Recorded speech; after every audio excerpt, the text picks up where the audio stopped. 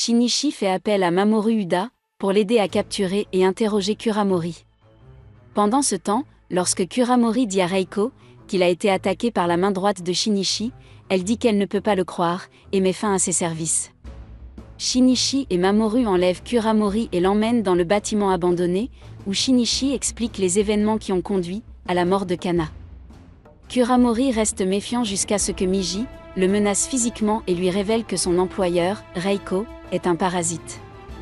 Le lendemain, Shinichi rencontre Reiko sur le toit d'une université, après qu'elle ait assisté à une conférence sur les aspects du comportement humain. Elle explique qu'elle s'intéresse à l'évolution des parasites, qui sont passés d'une dépendance à tuer et à manger les humains, à une forme de coexistence, mais inégale. Lorsque Reiko raille Shinichi au sujet de la mort de Nobuko, la douleur insupportable dans sa poitrine le pousse à s'enfuir. Shinichi tombe par hasard sur une diseuse de bonne aventure, qui lui dit qu'il doit trouver la personne qui a fait un trou dans son cœur pour tourner la page, mais il se moque du fait qu'il a tué cette personne, sa mère. Hirokawa a sécurisé des salles à manger pour les parasites qui font partie de sa cabale. Shinichi est emmené dans le sous-sol d'un parking, où ils sont témoins du meurtre d'une femme innocente, par le parasite Kawada avant que Shinichi et Miji ne puissent agir. Kuramori enregistre une vidéo montrant Shinichi et Miji en train de vaincre Kawada lors d'une bataille intense. Cependant, Kuramori décide de se débarrasser de toutes les séquences vidéo, et de ne plus enquêter sur les parasites. Shinichi jure de tuer les parasites un par un. Pendant ce temps, Hirokawa voit Shinichi comme une menace, à cause de son intervention dans le parking, et il fait appel à Goto pour éliminer Shinichi. Shinichi détecte 3 parasites qui s'approchent de lui, avec l'intention de le tuer, mais Miji s'endort, alors Shinichi s'enfuit pendant 4 heures, en attendant que Miji se réveille. Un parasite envoyé par Hirokawa parvient à rattraper Shinichi au moment où Miji se réveille, et détecte que 3 parasites partagent le même corps appelé Miki. Shinichi et Miji sont trop forts pour Shinichi et Miki, alors Shinichi s'enfuit dans les bois. Ils parviennent à décapiter Miki, pour découvrir que Miki est une partie de Goto, qui est composée de 5 parasites hébergés dans les membres et la tête. Shinichi s'enfuit en faisant du stop, et parvient à repousser Goto, avec l'aide de Miji. Shinichi entend un bulletin d'information, selon lequel le bureau de Kuramori a été brûlé et sa famille tuée. Il appelle donc son père, l'avertissant de quitter la maison, car il pourrait être pris pour cible. Pendant ce temps, Kuramori, traumatisé, est interrogé par le détective Hirama, qui sait pour les parasites. Reiko réprimande les 3 membres de la cabale de Hirokawa, Kusano, Ikawa et Maezawa, qui ont tué la femme et la fille de Kuramori, mais n'ont pas réussi à tuer leur cible, Kuramori. De leur côté, ils se méfient d'elle, car elle considère les humains comme une race beaucoup plus forte qu'ils ne le pensaient. Kuramori retrouve Reiko la nuit, mais elle est rapidement encerclée par Kusano, Ikawa et Maezawa, qui prévoient de l'éliminer. Reiko tue Ikawa et Maezawa séparément, en sécrétant un fragment d'elle-même à l'intérieur de chacun d'eux, puis elle est plus maligne que Kusano et le tue également. Reiko rentre chez elle et découvre que son fils a été kidnappé par Kuramori. Il lui a laissé un mot pour qu'il le rejoigne au parc, et Reiko a contacté Shinichi pour qu'il l'y rejoigne également. Satomi, inquiète pour Shinichi, tente de suivre Reiko, mais perd sa trace. Lorsque Reiko arrive à un pont dans le parc, Kuramori menace de jeter son fils à la mort, l'accusant d'être un monstre de sang-froid. Cependant, Reiko poignarde Kuramori et récupère son fils, avant que Kuramori ne tombe en arrière, par-dessus la balustrade. Le détective Hirama atteint Kuramori mourant, qui identifie Reiko, avant de s'éteindre. Alors qu'il commence à neiger, Shinichi se retrouve face à face avec Reiko. Reiko raconte à Shinichi comment ses recherches ont montré que les parasites et les humains font partie d'un seul et même biosystème et que les parasites dépendent des humains pour survivre. Reiko est accusé d'être un parasite et du meurtre de Kuramori. Hirama et ses hommes ouvrent le feu, tirant à plusieurs reprises sur Reiko, jusqu'à ce que son corps soit criblé de balles. Reiko s'approche lentement de Shinichi et lui confie son fils, avant de mourir. Alors que la vie de Reiko s'éteint, Shinichi se souvient de ses amis, qui sont morts. Pour la première fois depuis longtemps, des larmes lui montent aux yeux, au moment où Satomi arrive, pour voir Shinichi montrer à nouveau des émotions. Pour tenter de déterminer si Shinichi parasite, Hirama l'emmène dans une salle d'interrogatoire, où il se retrouve face à Uragami, un prisonnier et tueur en série, qui prétend pouvoir discerner les parasites. À la grande frustration d'Hirama, Uragami ne détecte rien d'inhumain dans le regard de Shinichi. Lors d'une réunion de la police, une opération visant à éliminer les parasites est annoncée, et le nouvel officier tactique de la police, Yamagishi, est affecté au commandement avec Hirama pour apporter son soutien. Hirama suggère d'utiliser Uragami pour aider à identifier les parasites, mais Yamagishi refuse, car il considère l'opération comme une simple lutte contre les parasites. Shinichi retourne à l'école, alors que l'année touche à sa fin. Alors qu'il discute avec Satomi, il est abordé par Hirama, qui l'enrôle pour participer à l'opération, ce qui attriste Satomi. Suivant les conseils de Miji, Shinichi conseille à Yamagishi d'utiliser des lance-flammes, comme arme tactique, contre les parasites afin de rompre le lien entre le parasite et son hôte. Cependant, Yamagishi décide que ses forces vont cibler le cœur.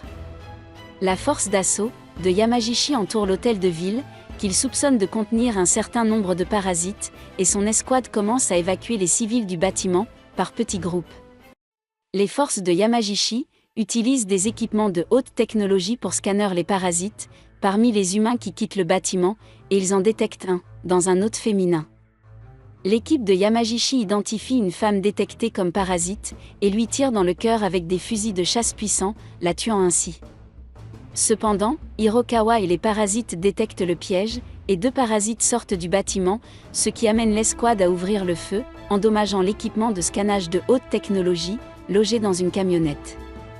Yamagishi et son équipe d'assaut pénètrent dans le hall, pour abattre les parasites, mais ils sacrifient aussi des vies humaines, ce qui donne à Hirokawa et à sa cabale l'occasion de s'échapper. Yamagishi divise ses forces, pour poursuivre les parasites, qui se cache dans le bâtiment et emmène Uragami avec lui. Après avoir rencontré des parasites, il ordonne à l'équipe d'assaut de tuer tous ceux qui se trouvent dans les étages supérieurs, donnant la priorité à l'élimination des parasites sur la vie des civils. Certains membres de l'escouade rencontrent Gotou, qui utilise ses pouvoirs uniques, pour absorber facilement leurs balles de plomb et les renvoyer, anéantissant l'escouade. Une autre escouade prend d'assaut l'auditorium, et trouve Hirokawa qui les attend.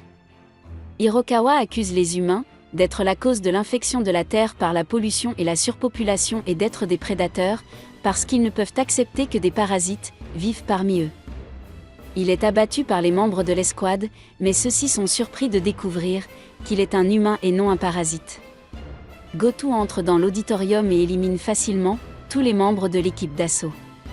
Pendant ce temps, Uragami tue Katsuma, le partenaire de Hirama, et s'échappe.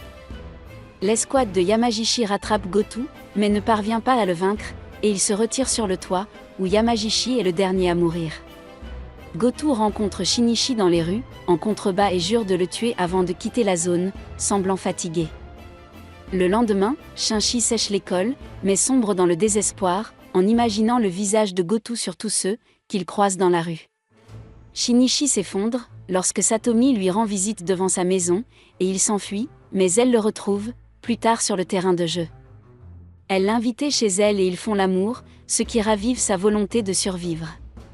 Miji détecte Gotou à sa poursuite, alors Shinichi et Miji tentent de tuer Gotou, en lui fonçant dessus avec une voiture, alors qu'il conduit sur une route en pente, mais il survit. Il tente ensuite de tendre une embuscade à Gotou, dans une forêt où Miji se sépare de Shinichi, pour une attaque surprise. Leur plan d'attaque échoue, et Miji se sacrifie pour permettre à Shinichi de s'échapper, laissant Shinichi le cœur brisé. Shinichi est recueilli par une vieille femme nommée Mitsuyo, qui le laisse rester chez elle pendant quelques jours, au cours desquels il découvre qu'une partie de Miji est encore dans son corps. Lorsque les villageois voisins informent Mitsuyo qu'un villageois a été tué et démembré, Shinichi comprend que Gotou est responsable. Shinichi parle de Gotou à Mitsuyo et décide d'affronter le parasite par lui-même. Mitsuyo lui dit d'éviter de gâcher sa vie et l'envoie avec un vieux couperet rouillé, en lui souhaitant bonne chance. Shinichi chasse Gotou dans la forêt, la nuit et le trouve endormi, mais Gotou se réveille au moment où Shinichi se prépare à le tuer. Shinichi n'est pas de taille face à Gotou et se fait battre sauvagement, mais il parvient finalement à percer le corps de Gotou avec un tuyau métallique, provenant d'une décharge illégale locale de déchets toxiques. Lorsque de frapper Shinichi, un fragment de Miji émerge du bras droit de Shinichi et contrecarre le coup, se réunissant avec le reste de lui-même, qui avait été absorbé par Gotou. Infectés par les toxines du tuyau métallique, les autres parasites du corps de Gotou se rebellent, cherchant à survivre mais donnant à Miji l'occasion de détruire le corps. Le corps de Gotou tente de se régénérer à partir de ses composants, et Shinichi doit prendre la décision de laisser Gotou vivre ou mourir. Shinichi est réticent à l'idée de tuer Gotou, mais il décide finalement de détruire le corps de Gotou pour le bien de l'humanité. Un an après la bataille de l'hôtel de ville, les meurtres de viande hachée ont cessé, et il n'y a pas eu d'observation de parasites. Dans un rêve, Shinichi est attristé, lorsque Miji lui dit adieu pour entrer dans une sorte d'hibernation, mais il se réveille ensuite, avec une main droite restaurée. Lors d'un rendez-vous avec Satomi, Shinichi se dit qu'il est contradictoire pour l'humanité d'aimer la Terre sans s'aimer elle-même. Plus tard, Uragami apparaît et enlève Satomi, l'emmenant sur le toit d'un immeuble. Lorsque Shinichi les rattrape, Uragami explique que l'humanité est remplie de monstres et que Shinichi se trouve à mi-chemin entre les humains et les parasites. Satomi exprime qu'elle comprend enfin Shinichi en tant que personne. Shinichi court vers Uragami, qui pousse Satomi à bout. Miji apparaît dans l'esprit de Shinichi et lui dit qu'il doit se retenir maintenant. Shinichi trouve sa main droite, tenant la main gauche de Satomi, et en la remontant, il réalise que Miji l'a aidé à la sauver. Alors que Shinichi et Satomi sont réunis, il remercie Miji pour tout ce qu'elle a fait pour lui. Et c'est la fin de la vidéo. Comme toujours, si vous avez aimé ce que vous avez vu, abonnez-vous à la chaîne. Je vais mettre en ligne beaucoup de vidéos comme celle-ci, alors je vous donne rendez-vous à la prochaine.